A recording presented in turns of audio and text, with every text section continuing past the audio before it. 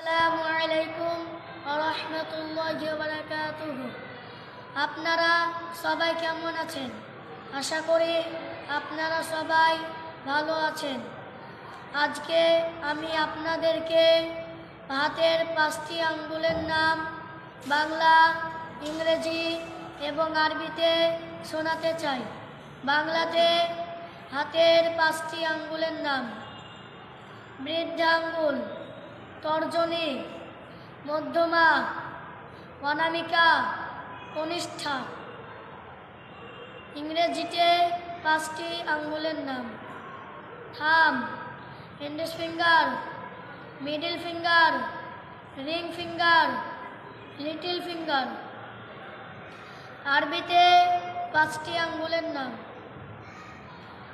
আল ইবহাম, আস সাবাবা, আল মুস্তা, আল বিনসির, আল খিনসির।